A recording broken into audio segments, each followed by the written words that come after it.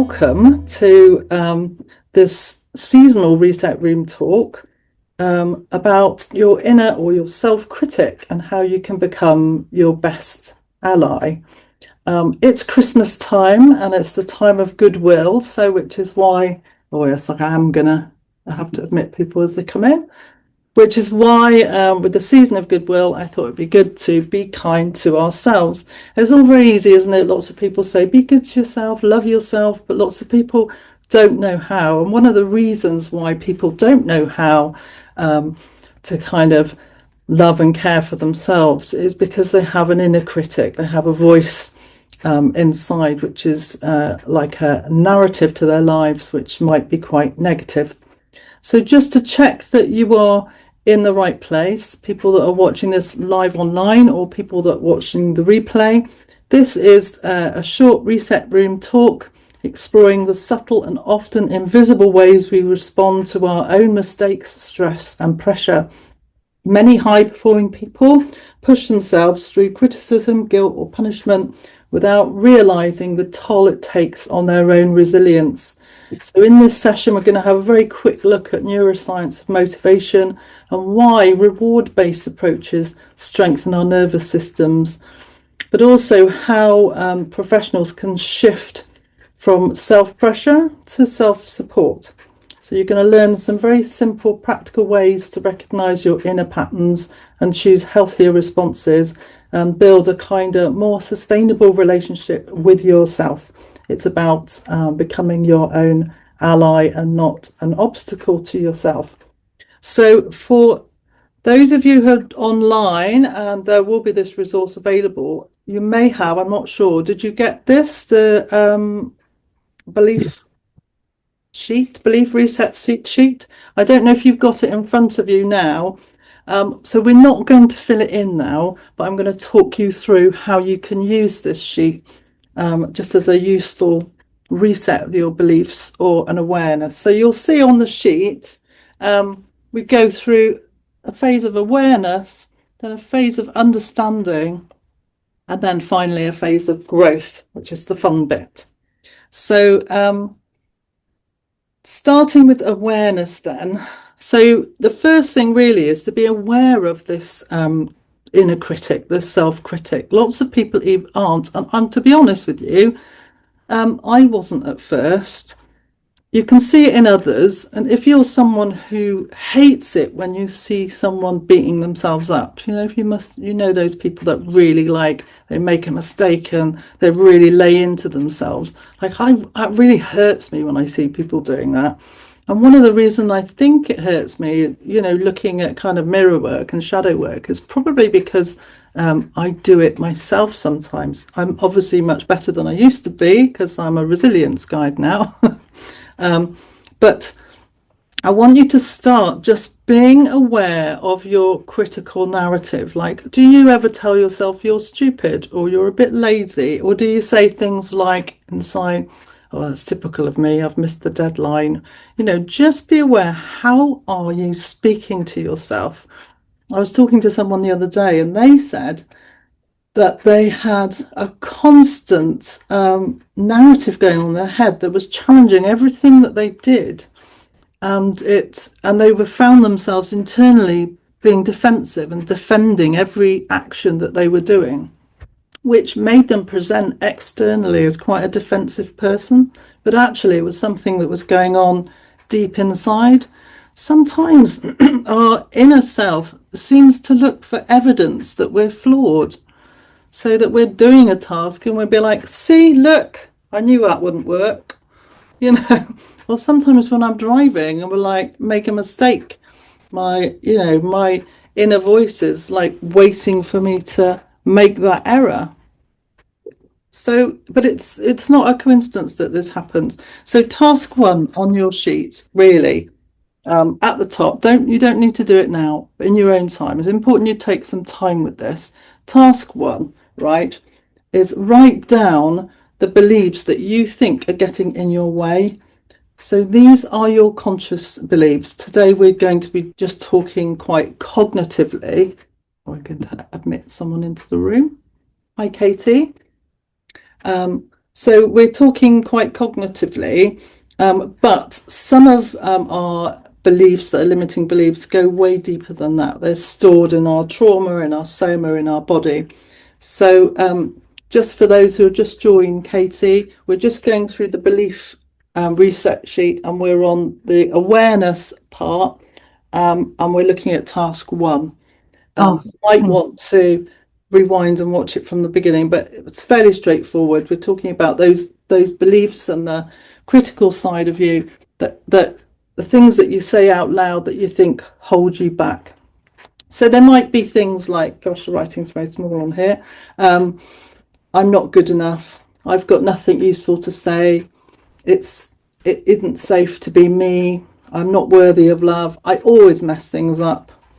I'm not good with people, or I'm unreliable. Those are just some examples that I've put on that sheet. But I'm not saying to do the sheet now, Katie, just in your own time. Have a little think about those things that just get in your way, and write them down and have a look at them. So the next thing I want you to do when you've done this, you've got a nice little list. And I'll challenge anyone that says they haven't got anything on their list, by the way.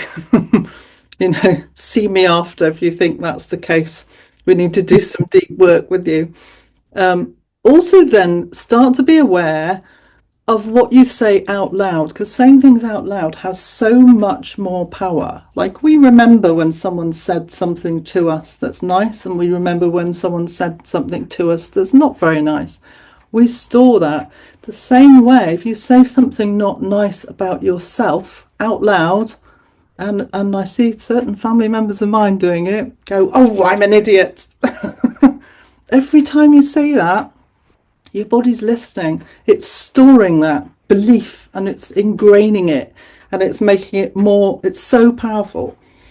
So what I want you to do when you've got your words is and I wouldn't normally recommend this, but say those limiting beliefs out loud.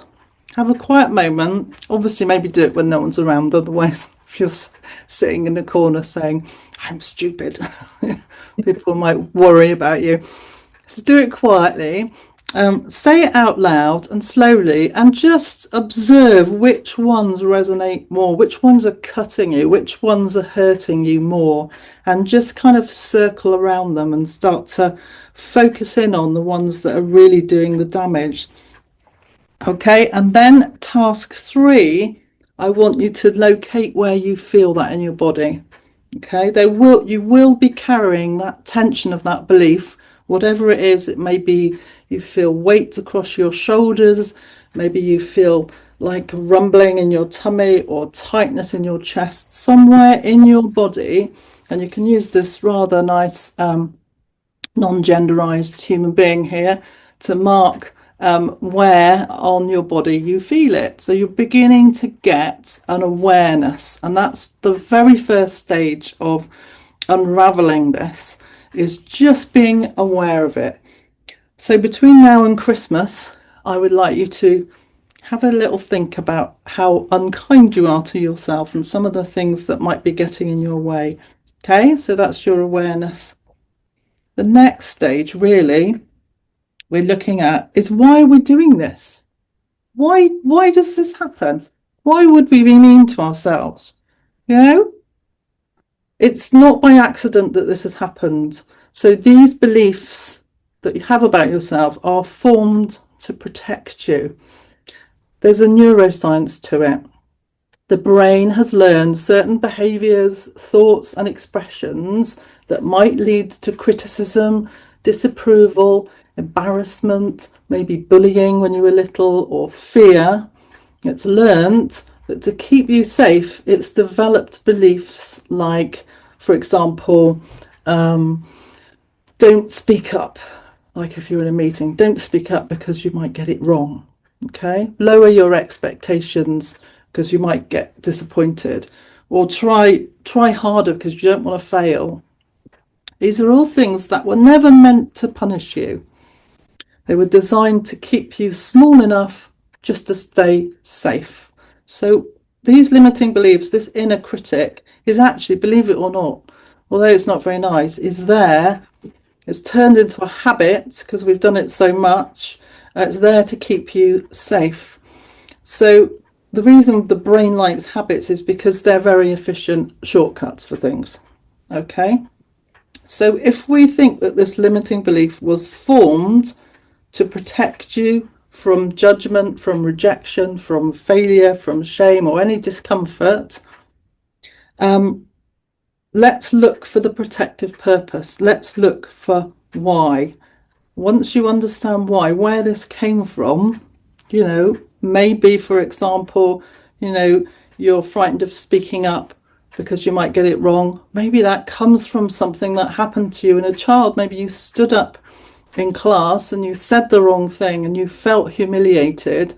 And that experience that was deeply distressing has gone deep into your unconscious, into your body or soma. And it still sits with you as a belief. I can't speak up because I might get it wrong, and the consequences of getting it wrong, it's not worth it. I need to stay safe. I don't want to feel that distress again.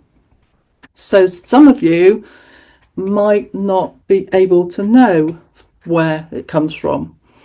You might say things like, I don't know why I always do that. I always do that. I've always been like that. I always get cross with myself when I'm late. If I'm late for something, I really have a go at myself. You might not know, you might not remember, but there will be a cause. But I want you to have a go. Have a go at remembering.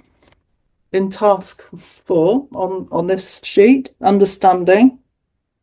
So choose one from your list, and I'm sure you'll have at least one, and then write a sentence below. What is this belief trying to protect me from? Is it trying to protect you from failure, from being shouted at? What's it trying to protect you from? And what's the old situation that taught me to think this way? And then ask yourself, does this belief still keep me safe, or is it beginning to hold me back? So moving then from awareness to understanding, you begin to unravel and unpick this behavior. So it's not really just as simple as be kind to yourself, be nice to yourself. There's a bit of work you have to do and a bit of understanding. Oh, I forgot to offer you a mince pie. Here, a mince pie. Thank you. Thank you. Have a reward. So it's not that easy, but actually once you start thinking about it and you develop that awareness, you start to know, and then you start to have a compassion for yourself. So the last section is where we're growing. This is where we begin the rewire. The good thing about our brains is these habits that are formed that are negative, actually you can rewire them. You can have new habits. And if you don't believe me, I gave up smoking after 30 years of smoking and managed to rewire myself by reading a book. You can do it. And if you can do it with smoking, honestly, you can do it with any habit, I'm sure. And I've got many in progress at the moment that I'm working on. So let's begin the rewire. So for a start, I want you, every time you say something, particularly if you say it out loud, like I'm an idiot, or that's typical of me, or why can't I just get this right, or whatever you mutter under your breath that's not very kind to yourself, the thing that you wouldn't say to your best friend, would you, if they made a mistake, the thing you're saying to yourself, challenge it. Stop, challenge it out loud. Remember the power of words, the power of saying things out loud. So just say, actually, that's not typical of me. I'm a hugely successful person. I do this, this and this. So, right, stop that now. In fact, in our house, we've got an active program of rewiring, and I can hear my husband in the other room sometimes saying things like, I'm not stupid at all. It's suddenly I'm like, well, and I know what he's doing. He was just about to say something really negative about himself, but do you know, it's working. He's becoming a happier, more content person as a result of it. So we are wired to notice danger more than we are success. So it is a biology. It's not a personal thing. But we also know, don't we, that we grow through praise and not criticism. For anyone who has children and or who manages a team at work, you know that they're not going to be the best version of themselves if you're constantly having a go at them. You know that you'll get the best out of them if you praise them, if you offer constructive criticism rather than trying to undermine them. Excuse me. So we could do the same for ourselves. The inner critic uses fear to motivate us, but there's something else that really motivates us, and that's reward. So if we can tap into the reward parts of our brains, the recognition, acknowledgement, and you can offer yourself this, we will begin to create new neural pathways that make self-support feel natural rather than a bit awkward. And you will feel awkward at first. You will feel awkward saying nice things out loud about yourself, but you've probably been saying bad things about yourself out loud all your life. So how about you just change that habit? So I want you in the last task to really start recognizing and rewarding ourselves and train yourself to celebrate your progress, however small it is. Your nervous system likes reward because it tells us this behavior is safe, it's worth repeating, you're doing well, and to keep going. So let's look at the last task. This is the Christmassy bit. So the last task, I did really make this very small writing, didn't I? So I want you to think about one achievement, something you've achieved recently. Okay. Again, you don't need to do this now. I want you to be very thoughtful about this. Something you've achieved. It could be you've got paper in on time, or you've finished decorating the living room, or whatever it is you've achieved. Maybe you've done all your Christmas shopping already. Hooray! I haven't really begun mine. And then when underneath that, right, what does this show about me? So in the same way as you might go, oh, it's typical of me, I always eat too much. The other way, I finished that paper on time. What does it show about me? Actually, I'm pretty good at this. I'm really good at finishing things on time. Then the last thing you want to do is reward yourself for doing it. So whatever you have done that's been amazing and typical of you to do something really incredible, I want you to reward yourself. So here's the permission to you can go and buy yourself a Christmas present if you like. That's my permission. Okay. But rewards don't have to be cash, right? They don't have to be you don't have to go out and just develop a massive spending habit because I've told you to reward yourself. So a reward could be a lovely bubble bath with candles. It's a very girly thing, but it could be that. It could be going for a nice walk because you like going for walks. It could be a moment of reflection. It could be reading a book. Who has time to read books these days? It could be just sitting reading a book. It could be sharing your success with someone outside. It could be anything. It could be just allowing yourself to stop and breathe. I have found, actually, you see this pen, it says do great things. I don't know if you can see, someone gave me this pen. I love it. But they also gave me a journal, which I was very dubious about journals at first, but it's not a normal journal. It's a journal that tells me to set goals, but also to reward myself for those goals.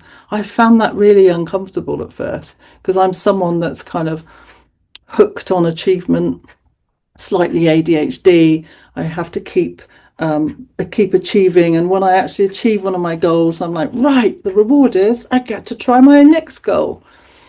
So if you're one of those people, I would just really recommend reinvesting some time in, when I've achieved that, how can I pause, reflect, recognize that I've done something well, and recognize that I've achieved it, and then what will I do to reward myself? And I'd have rewards like go into the garden and pick myself a bunch of flowers, or I do have some rewards that I go away for the weekend, they're quite good ones, some of them. So I really recommend that you do that. So hopefully this belief reset sheet and this very short masterclass, which we haven't had much time to go into deep root causes, hopefully it's given you a few ideas for how you might be a little bit kinder to yourself, especially at Christmas time, because I know things actually, it's a season of goodwill, but sometimes things can get a little bit tense. If you've got any questions, the people that are online now or afterwards, when I share this, I will answer any questions in the comments. But have any of you who are there now got anything they want to ask or comment? Do you recognise any of this behaviour as something? Yeah, no, absolutely. I think that's I've never really thought about the sort of I've done work around sort of faulty negative core beliefs, but actually linking it to the inner critic is yeah, that's something I hadn't really sort of just a little thing that I hadn't really sort of joined together, which is quite nice actually. I quite like that. And so right about the language you use, isn't it? Sort of, a bit Yeah, like, you say about rewiring sort of NLP, the language you use to yourself is really, really, really important. And you just become a self-fulfilling prophecy, don't you? If you keep saying, well, I'm crap at this, well, yeah, you end up crap at it, basically, because you keep yeah, rating yourself. So it's really, really good. And I really, again, just really like the idea yeah, actually, again, thinking about what you said, why do we have these faulty core beliefs? yeah. And actually thinking deeper through the layers and thinking, well, actually, it's your brain trying to help you, right? It is your brain trying to help you. It's your brain trying to protect you, saying, hey, But look, in a it's all, kind of crazy way, yeah. yeah, we're all about survival, we're all about keeping safe. We're just trying to protect you, but it's just not on, it's just not helping. But No, yeah, I thought it was really good. It's a really, really good way of thinking about it. And that reminds me of, I, I might be a principal NLP actually something about behind every sort of behavior, if it's good or bad or whatever, is a good intention. And it's kind of a bit like that. Yeah, yeah. behind your negative, it's a good intention. It's just not fit for Just purpose. this, yeah, our brains are learning all the time from, especially when we're little, right? So we learn that fire is hot, so we don't touch it. So our belief is fire is hot, don't touch it. I need to keep away from fire. But we also might learn something bizarre, like, a man might run past our pram when we're a baby in a pram with a bright yellow hat, and he might scream, and then so our brains go, oh, people with yellow hats are to be avoided. It's just how our brains kind of figured things out, to keep us safe, like you say, with the best intentions. But sometimes we do need to revisit them and ask ourselves, like, are these things still useful? And that really is what underpins all my work at the moment. It underpins my program, the Unbreakable Path, but it also underpins my root causes therapy work, which doesn't just look at the what we consciously know, and I hinted at it earlier, but it looks really at what beliefs are trapped in our unconscious and trapped in our bodies. We know that our body keeps the score on trauma and anything distressing. It's stored, and we need to process it, release it, and let go of some of these limiting beliefs. Yeah, So thank absolutely. you very much for that, Tom. And anyone else want to say anything? You mentioned ADHD, Yeah, and I recognise that for a lot of people who are ADHD, the inner critic can be quite loud, yeah. Yeah, it's because not just a critic. Yeah, you're right. It's not just a critic. It's what the Chinese call the chattering monkey, right? So it's not just the critic, but it's also this constant narrative of things to do. And yeah, is that something that you recognise, or yeah, people? yeah, it is actually, they're constantly saying sorry, sorry, sorry all the time. That sort of, Mm, this is me, this is what I do, this sort of thing. I see a lot in some colleagues actually, yeah, and it's quite challenging to get them past that. it is really, yeah, it is a challenge. And like I say, I really, really great. So I began this by saying that when you see someone beating up on themselves, it really hurts, doesn't it? It's really horrible. All my compassion, triggers, and I think, oh, and it's no good saying glibly. Be kind to yourself, be nice to yourself. It takes so much more than that, and people confuse that with oh, I'm going to go out and buy myself a present. And I know I just told you to do exactly that, but hopefully with a bit more thought. All right, well, I will leave it there. And like I say, I do have mince pies here to reward you with for coming. And look, I've got 3, 1 each. Thank you. Amazing. Thank you so much. And have a very happy Christmas. And don't forget to be kind to yourselves. Absolutely. Merry Christmas, everybody. Thank you. Bye-bye. Merry Christmas. Bye.